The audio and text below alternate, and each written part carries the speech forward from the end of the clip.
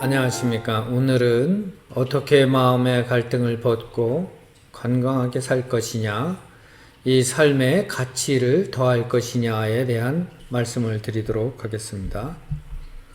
내 마음의 갈등은 왜 오는가? 그 다음에 이런 몸과 마음은 도대체 무엇인가? 어떻게 구성되어 있는가? 나의 갈등을 극복하려면 어떻게 할 것이냐? 내 몸과 마음을 어떻게 건강하게 갈 것인가. 그리고 그러한 실천적인 방법으로서 올바로 숨쉬는 법은 무엇이냐라는 것 하고요. 수련이나 수도의 현대 과학적 의미에 대해서 말씀드리도록 하겠습니다. 이것은 세 차례로 나누어서 말씀드릴 예정에 있습니다. 사람이라면 누구나 마찬가지일 것입니다. 내 마음은 이런데, 내가 원하는 것은 이건데, 내가 계속적으로 갈등하게 된단 말이죠.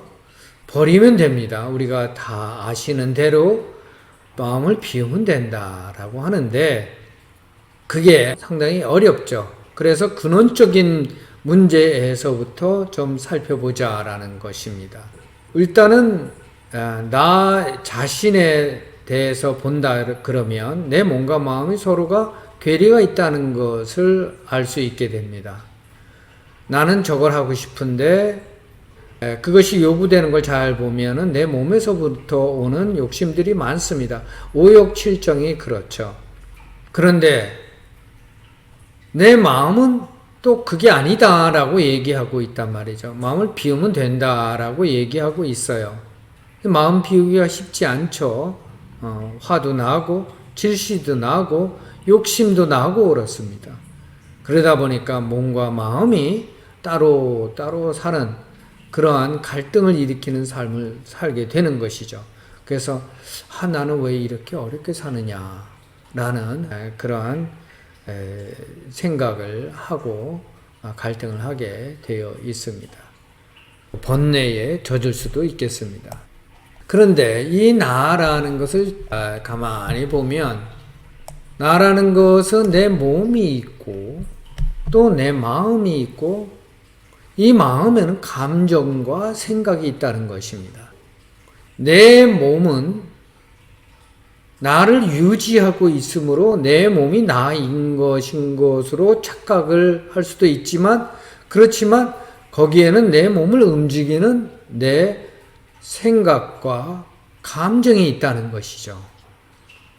그래서 이것을 유형, 무형으로 나누어서 유형인 몸과 무형인 마음으로 구성되어 있다라고 하는 것입니다. 여기서 몸이 주인인 사람들이 있고 마음이 주인인 사람들이 있죠. 자기 자제력이 크신 분들, 성품이 좋으신 분들은 그 마음이 잘 닦여서 그 몸을 잘 다스릴 수 있지만 그렇지 못한 사람들이 대부분이고 또한 그러한 번뇌나 감정에서부터 계속 끄달리게 되어 있는 것도 사실입니다. 이 몸이라는 것은 자연으로부터 받아서 오장육부 이렇게 얘기합니다만은 그러한 장부와 여러 가지 기관 그리고 세포, 혈액, 근육 이런 것으로 구성이 되어 있고 그리고 자연은 유한하기 때문에 계속적으로 반복 순환한다는 것입니다. 그것을 기계적 순환이라고 표현을 합니다. 근데 마음이라는 것은 정신적인 나인데 이 정신이라는 것은 끝도 없는 세상에서부터 와서 살아가는데 이 정신은 내 마음은 몸이 있어야 그 몸 안에 기대서 산다. 그 몸 안에 담겨져 있다라고 하는 것이죠. 그래서 이 마음도 가만히 보면 이 안에도 생각과 감정이 있다는 것입니다. 그래서 마음은 생각과 감정의 교차작용으로서 존재하는 것이요. 내 정신이 또 그렇다라고도 표현을 합니다. 그래서 내 몸은 마음을 담는 그릇이요. 마음은 내 생각을 담는 그릇이다 라고 표현을 하는 것이죠. 이것을 우리 옛날에 동양 철학에서는 이렇게 얘기했습니다. 우리가 이런 무극의 상태, 혼돈에서 이것이 어떤 뜻이 있어서 음과 양으로 나타나게 되는데, 몸이라는 기계적 순환을 하는 형과 마음이라는 양적인 존재가 생겨나게 되어 있고, 이것이 합쳐짐으로써 생명이라는 것이 생기게 된 것입니다. 그래서 이 생명은 다시 분리하면 자연으로 돌아가고 원래의 생명이 있던, 원래의 내 정신이 있던 곳으로 돌아가게 되는 것입니다. 몸은 자연계로 다시 돌아가고, 그리고 마음은 원래의 정신계로 돌아가게 돼 있는 것이죠. 이 생명이라는 것은 그런 것입니다. 원래 나라고 인식하는 이러한 내 몸뿐만 아니라 내 정신, 주로 정신이 주인데, 사람은 이러한 정신이라는 신성을, 자유의지를 갖고 태어났다라는 것이죠. 그래서 이 마음이 주이다라는 것은 대부분 여러분 알고 계실 겁니다. 자, 이 몸이라는 것은 뭐면 자연계로부터 이 몸을 받아서 육체가 된 것입니다. 그래서 이 육체는 인과적 법칙에 의해서 계속적으로 반복이 된다. 주로 기후변화에 영향을 많이 받는다라는 겁니다. 기후변화의 그런 생장, 소멸에 규칙적 반복을 한다 이거죠. 몸은 더우면 옷을 벗게 되어 있고, 추우면 옷을 입게 되어 있는 것입니다. 거기에서 벗어날 수가 없다는 것이죠. 이 몸이 생명이 다해서 가면은 흩어지게 돼서 다시 본래로 돌아가는 것이죠. 그래서 이것은 보인다, 만져진다 라고 해서 형이라고 하는 것입니다. 그리고 내 마음이라는 것이 있는데, 이 마음은 정신계로부터 받은 것입니다. 이 정신은 죽질 않습니다. 끝도 없는 세상에서 와서 끝도 없는 세상으로 가는, 자기 자신을 계속적으로 정신적으로 밝아지는 방향으로 가기 위해서 존재하는 그런 목적이 있는 것입니다. 그러기 위해서 자기 의지가 여기에 작용하게 되어 있는 것이고, 이것을 신성이라고 표현하고 싶습니다. 그래서 삶을 유지하는 것은 자기의 밝음을 위해서, 자기를 밝아지기 위해서 계속적으로 살아나가는데, 정신계로부터 받은 내 정신이라는 것은, 마음이라는 것은 기후의 영향을 받기는 하지만 거기에 자유의지가 있어서 자기가 끌고 갈 수 있는 목적을 달성할 수 있는, 즉 인생의 삶의 목적인 내 정신을 더 밝게 하는 그런 그 목적을 달성하고자 하는 그러한 존재인 것입니다. 그래서 육체는 이런 나 자신만이 있습니다. 이런 형태로 태어났기 때문에 나를 계속 지키려고 하는, 가지려고 하는 사욕의 주체이고, 내 정신은 자꾸 비워야 편합니다. 그래서 무욕의 주체입니다. 사람이 이러한 육체 속에 이 정신이 앉아 있으니, 그런 가지려고 하고 버리려고 하는 그 가운데에서 모순과 대립이 있게 되는 것이고, 거기에서 갈등이 생기게 되는 겁니다. 그래서 내 마음은 이게 아닌데 라고 하면서도 내 몸은 따라가는 거죠. 나는 다이어트 좀 해야 되겠는데 생각하는데 내 몸이 자꾸 더 먹게 되는 것이고, 오히려 반대로도 더 있죠. 여러 가지가 있습니다. 청소년기에는 멋있는 남자나 이쁜 여자를 보면 사귀고 싶고 끌리는 것, 이런 건 이제 감정이죠. 자, 그래서 우리 생명이라는 것은 육체와 정신이 공동적 생활에서 계속적으로 모순과 대립을 하면서 필연적으로 감정과 욕심이 생기게 되는 것입니다.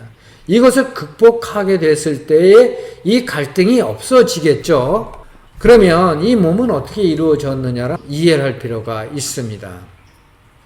내 몸은 지구에서 살고, 그리고 해와 달의 영향을 받고 삽니다. 그런데 태양계를 보니까 이게 태양과 달만 있는 것이 아니라 수성, 금성, 화성, 목성, 토성이 있더라. 그 멀리에는 천왕성, 해왕성도 있더라라는 겁니다. 그런데 이 지구에 영향을 미치는 5 행성이 있죠. 그것이 바로 수성, 금성, 화성, 목성, 토성입니다. 이 각각의 성질이 지구상에 사는 모든 생물체에 영향을 미치게 돼서 생명이 존재하게 되는 것입니다. 이것을 동양 철학에서는 음양오행이라고 표현한 것입니다. 가까운 예로 지구에 가까운 달이 있기 때문에 밀물, 썰물이 있죠. 그렇다는 건 누구나 다 아는 것입니다. 이와 같이 해가 조금이라도 어두워지면 어떻습니까? 추워지고 그리고 밝지 못합니다. 이와 같이 우리가 해와 달에 영향을 받지 않을 수 없고 목성과 토성은 굉장히 큽니다. 좀 더 떨어져 있다라고 하더라도 큰 크기 때문에 영향을 받습니다. 그 기운을 받는다라고 생각하시면 되겠습니다. 그래서 이 몸이라는 것은 보면은 음양에서 오장육부입니다. 장은 음이고 부는 양입니다. 음의 장기는 조그마한 영향을 받으면 내 몸의 건강에 큰 영향을 줍니다. 근데 부는 조금 덜 합니다. 그래서 우리가 쓸개가 없어도 살지만 그렇지만 간이 없이는 살 수가 없습니다.